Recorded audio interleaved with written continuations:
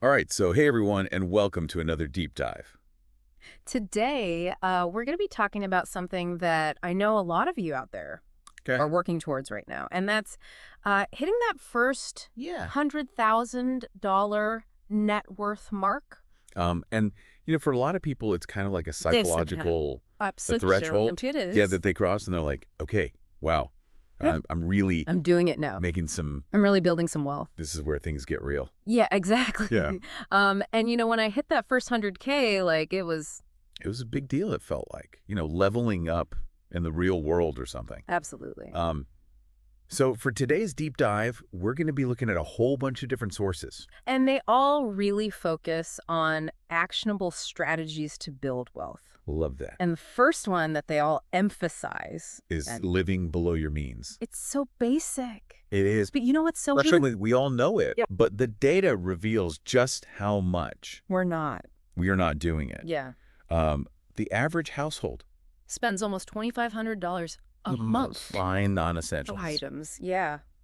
$2,500. Think about that. Okay. Now imagine redirecting even a fraction of that. Towards your investment goals. Yeah. And that makes that daily latte habit that everyone always talks about seem like A lot less. a little less innocent. Innocent, yeah. Yeah, but it's not about Deprivation at all. right. I think it's more about conscious spending and If we want to connect this to the bigger picture, it's about understanding your values and aligning your spending with those values. I love that. Yeah, aligning it with your values instead of just mindlessly spending. Yes, exactly.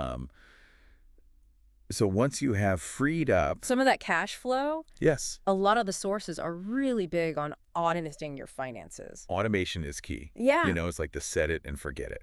Approach to building wealth. Yeah. And I've always loved automating my finances because it really does Great take. emotion out of it. Exactly. And you're less likely to skip saving. When it happens automatically. Exactly. Yeah. One thing I do want to emphasize, though, that I know a lot of our listeners probably already know. Is that you really do need to have that emergency fund in place Yes. before you start. Automating everything. Absolutely, because Right. automation is not an excuse. You ignore your finances. Right. You need that Yeah. buffer. You need that safety net. In case life throws you a curveball. Exactly. Because we all know that those unexpected life events, they Always come up. always. Okay, so we've talked about living below your means, We've talked about automating our finances. but another thing that a lot of the sources emphasize is increasing your income. Absolutely. You can only cut expenses so much. To truly accelerate your wealth building journey, you need to focus. On earning more. Yeah. And I know that a lot of people are probably thinking, That sounds really intimidating. yeah, Like, how do I do that? I think it's understandable to feel that way. But, remember, every expert, Was once a beginner. right, So, if we're talking about salary negotiation do your research, Yeah. quantify your contributions to the company. and practice your pitch, Yes, practice. for side hustles. Start small. Yeah. Leverage your existing skills. And gradually scale up. That's a great point. You don't need to go from 0 to 60 Exactly. overnight.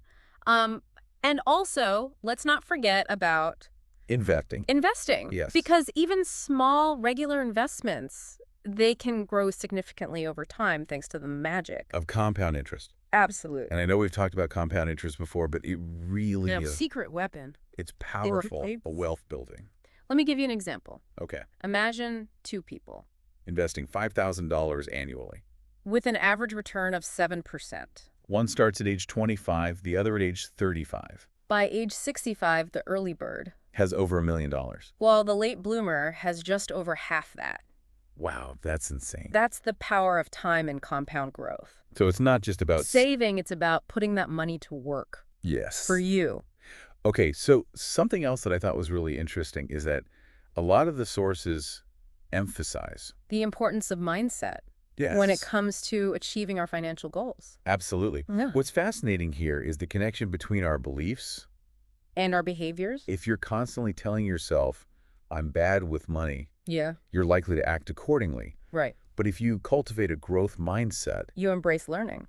you believe in your ability to achieve your financial goals. That shift in thinking can translate into real-world results. So it's all about changing that self-talk Yeah. from I can't afford that to How can I how can I achieve that? achieve that?